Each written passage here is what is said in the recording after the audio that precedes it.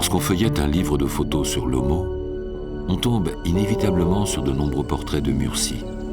Il y a 2 ans, j'avais brièvement visité 2 de leurs villages. Et ce que j'avais vu m'avait atterré. Je me devais d'y retourner. Voyager dans le sud nécessite beaucoup de temps. Pour faire 200 km, on roule une journée. Il y a très peu de tronçons bitumés.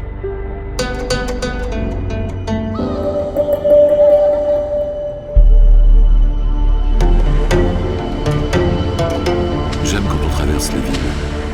Il n'y en a pas beaucoup dans l'Omo. On n'a pas grand-chose pour se distraire. Le même paysage défile pendant des heures.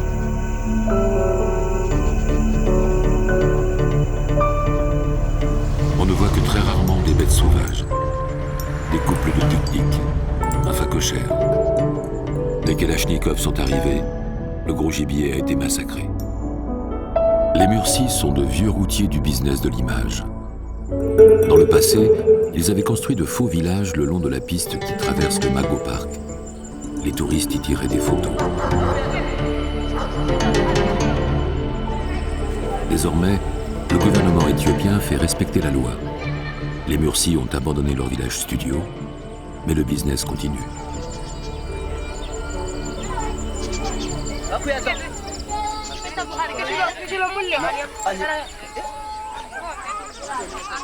Les femmes et les enfants ont beaucoup de succès. Tout le monde se part pour les photos dès 9h du matin.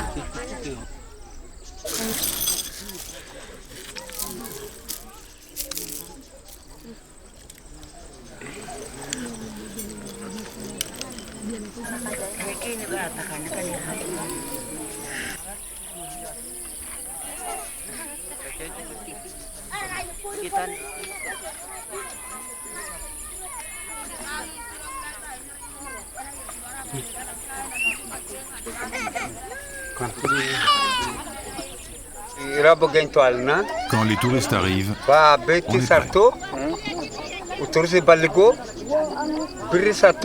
Ils font des photos, des films, ils paient ce qu'on demande.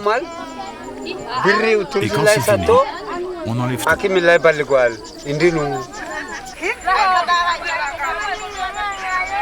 Il est 9h30, les premières voitures arrivent.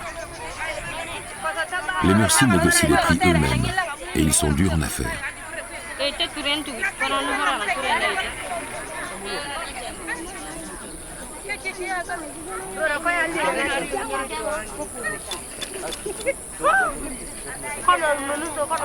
Ils poussent très loin le sens du spectacle et du travestissement.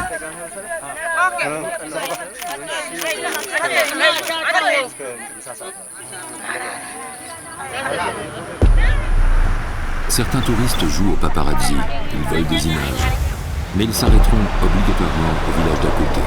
Et là, ils paieront ce que les Murcies exigent.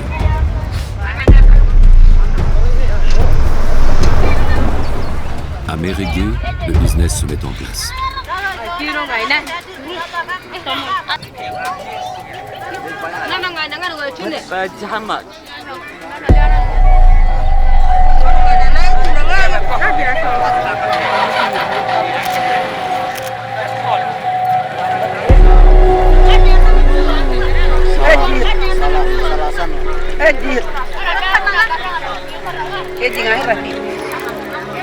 J'ai du mal à comprendre comment les touristes se font prendre à ces sinistres mascarades. Tout est fou, ça se voit. Ça se voit même beaucoup. Les Murcies s'affublent de tout ce qui leur tombe sous la main. Ils proposent une vision exécrable du sauvage. Et la plupart des touristes veulent croire que ces masques ridicules sont l'expression de la culture locale.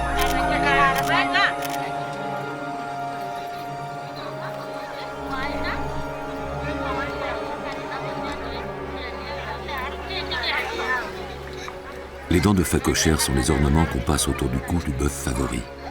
Si quelqu'un marchait dans la brousse avec ça, en 10 minutes, il n'aurait plus d'oreilles.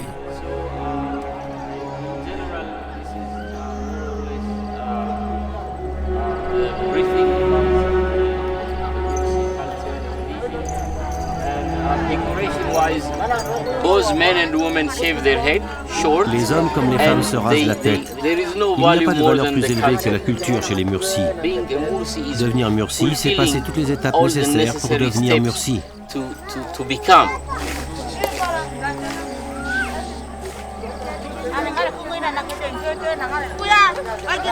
Tout le monde fait du business chez les Mursi.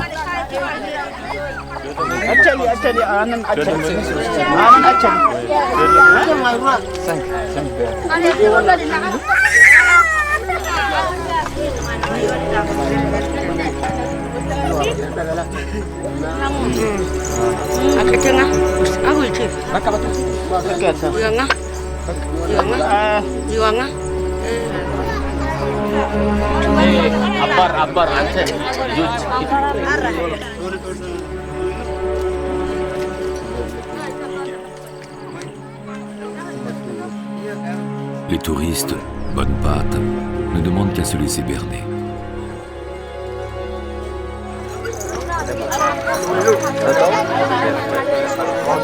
Les femmes Mursi sont parmi les dernières femmes africaines qui portent le labret.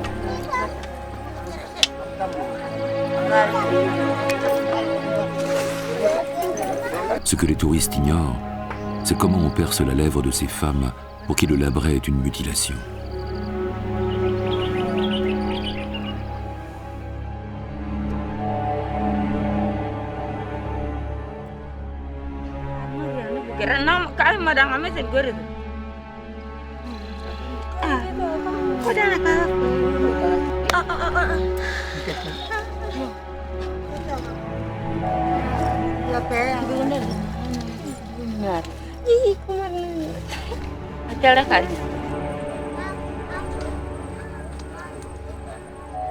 Dans les villages à touristes, hommes et femmes commencent à boire de l'alcool de maïs dès l'aube. Le garçon qui arbore une kalachnikov tient à peine debout. Namala Kibo et Junia sont les chefs des villages à touristes. Sont-ils conscients de la déchéance des villageois?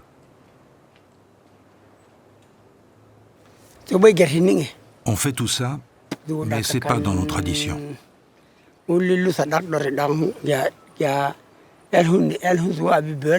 fait ça pour les photos.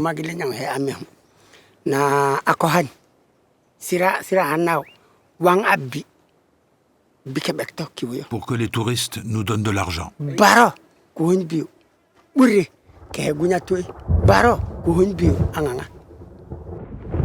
Le naufrage des Mursi est ce qui peut arriver de pire au peuple de l'Omo. Heureusement, les villages qui sont plus loin, dans la brousse, échappent à cette addiction dégradante.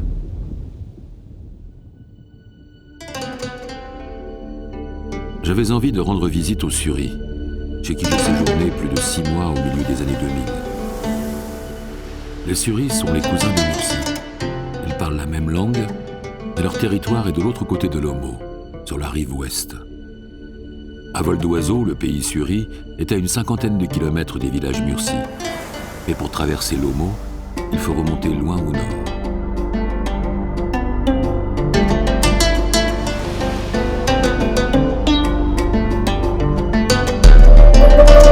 En Éthiopie, la route n'est pas réservée aux voitures.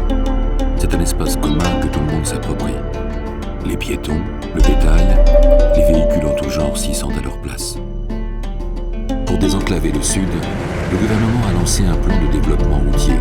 Partout désormais, on croise des engins de chantier. Les nouvelles routes amèneront de plus en plus de touristes dans la vallée de l'Omo. Mais le gouvernement avait l'obligation de ne pas laisser ses populations à l'écart.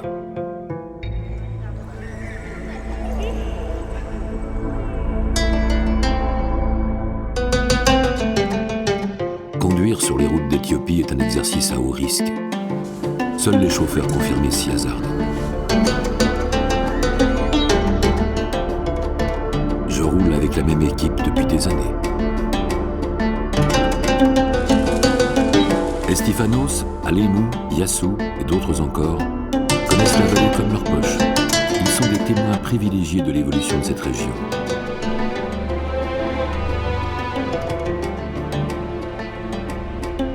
Leur regard m'est précieux.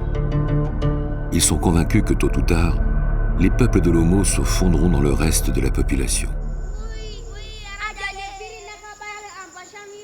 Les Suris paraissent encore très ancrés dans leur culture, mais les choses peuvent changer en une génération. Il y a une école depuis longtemps dans le village de Kibish, la capitale administrative du pays Suri. Mais lorsque je suis venu pour la première fois, elle accueillait beaucoup moins d'élèves qu'aujourd'hui.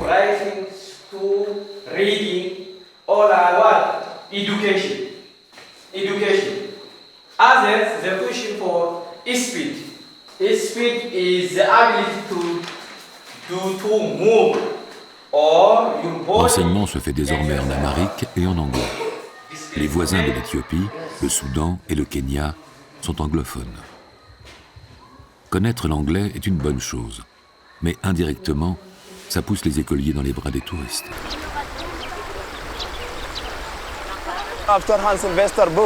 Après les livres d'Hans Sylvester, beaucoup de touristes et beaucoup de photographes viennent ici. Ils apportent ces livres et ils nous demandent, comme pour ces peintures, s'il vous plaît, est-ce que vous pouvez vous peindre comme ça, avec ces couleurs et ces dessins? Alors je vais chercher les couleurs et je les donne aux garçons, et ils se peignent comme ils le font maintenant.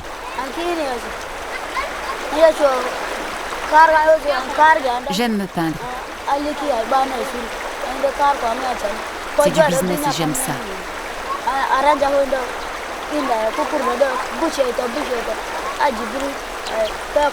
Les touristes viennent, ils prennent des photos, ils donnent de l'argent. Avec l'argent, on achète de la nourriture et des vêtements.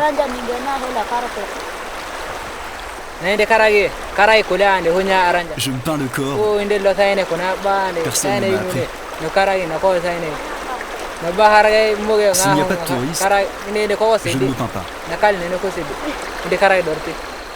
Traditionnellement, les peuples de l'Omo utilisent la cendre et la bouse de vache pour se peindre le corps lors des rituels. Leurs motifs sont simples et se résument à des bandes, à des rayures, à des cercles et à des ondulations qu'ils tracent avec leurs ongles.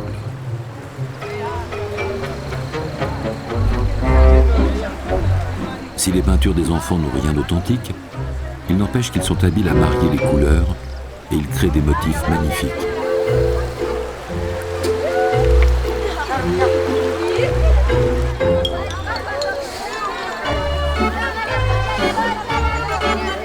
Ce groupe de touristes vient d'Italie.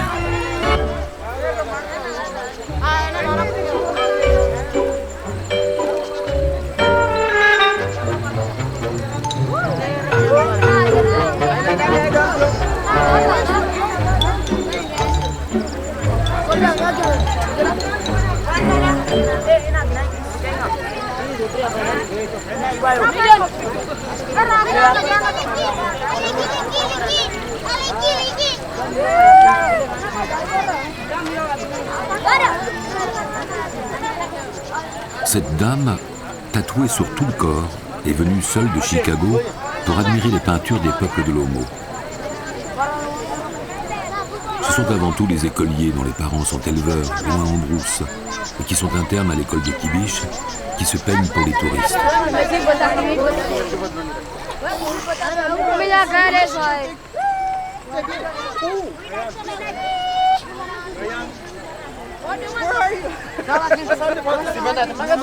L'argent qu'ils récoltent est ni plus ni moins que de l'argent de poche.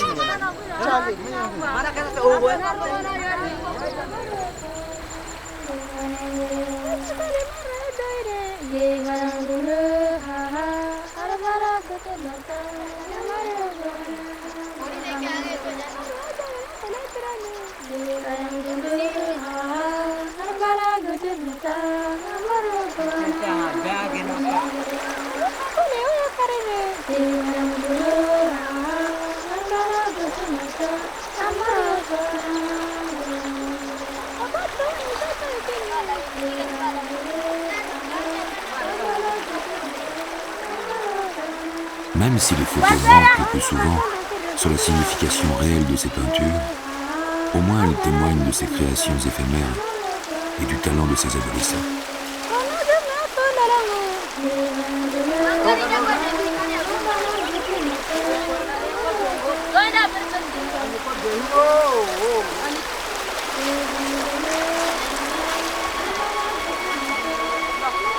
Vamos.